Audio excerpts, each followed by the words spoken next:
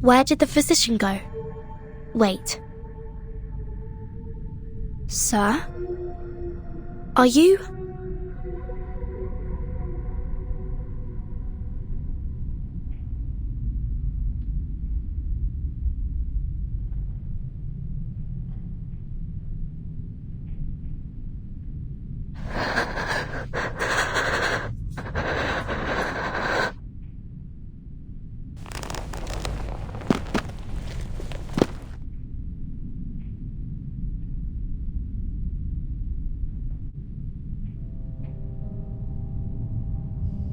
ørlög. It's you. My pen pal. You are, in fact, in Komala. All those letters, all the ideas we shared, they weren't just my imagination or some prank. Verton, Soneto, it's all just as I told you.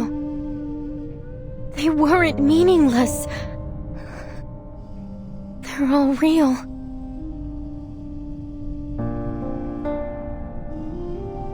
So, sir, are you Aleph, the ruler of this prison?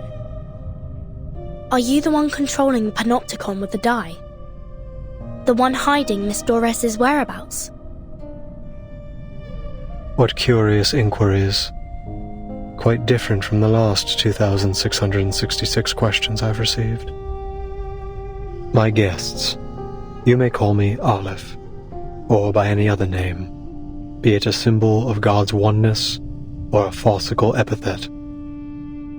I am merely one of the many prisoners who voluntarily reside here, a single letter in the alphabet of the Panopticon. A letter? The way you speak is quite different from Dr. Merlin. Still, I wonder what your relationship is with him.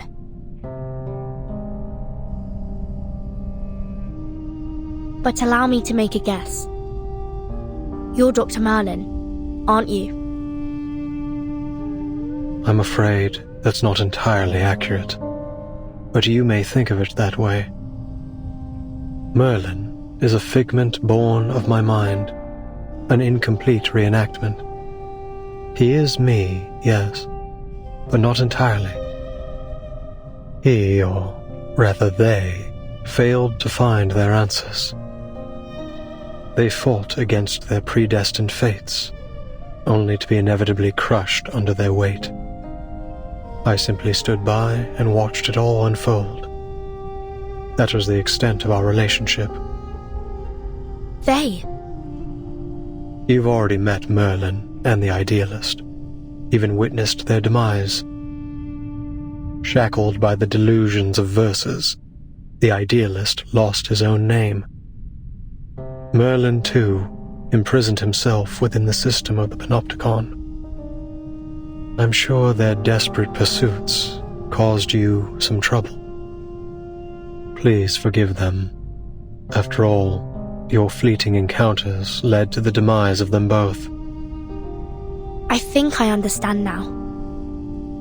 The idealist and the physician are both parts of you. Or, to put it another way, they're your alter egos.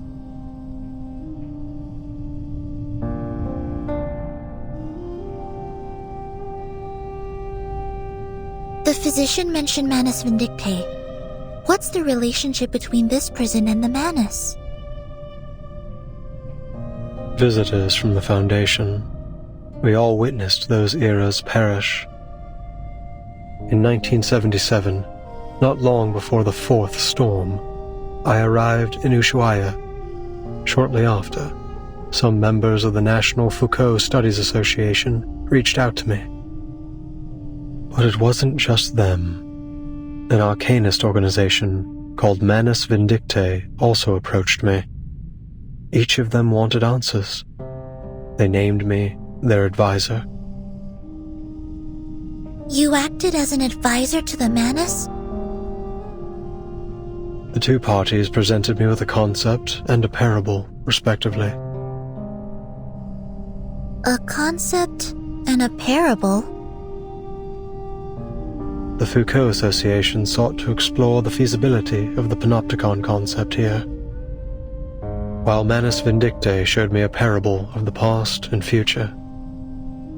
Day and night, I wandered through endless texts, endless realities, as I searched for answers. And thus, Merlin was born. He was both an experiment and a price I paid. A new concept, a new direction. Pursuing such things always leaves me confined by the limitations of human knowledge. Merlin spent his entire life exploring Foucault's theories in pursuit of that singular yet infinite answer. What about the Manus, Mr. Aleph? You didn't explain why you helped them. Explain why? Because they asked me to, just as you have. I simply worked to answer their questions. So you're saying that, to you, we are no different from Manus Vindictae? And if we ask, you'll answer us, without holding anything back? Is that not precisely what is happening this very moment?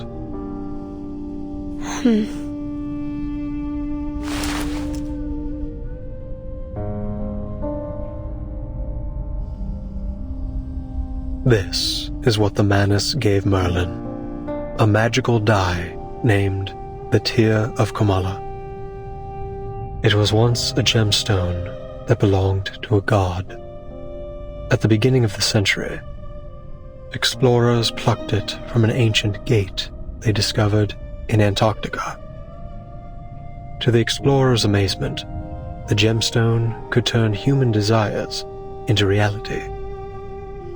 So they cut it into a die, a symbol of fate, and used it to build a sanatorium, which was later transformed into the panopticon you are standing in right now.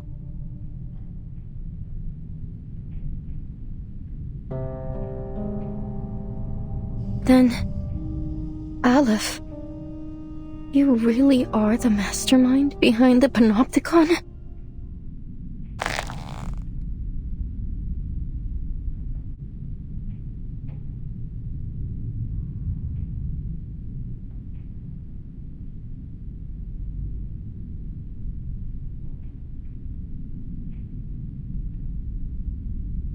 You said Merlin used the panopticon to seek his answer. What does that have to do with my novel? I don't get it, Aleph. Why would you use my novel to manipulate this place? Roberta, Garcia, Octavia, Pablo, the jailer, everyone. Not one of them deserved to be trapped in a deadly loop in which everyone's fate is already predestined. They're just like the ghosts in Amalfitano, inescapably trapped within the ruins.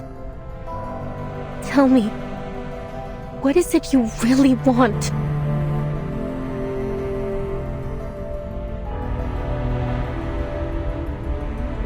It's not about what I want. It's about what you want. The third line of your first letter. You said you wanted to give the rise and fall of sanity an ending.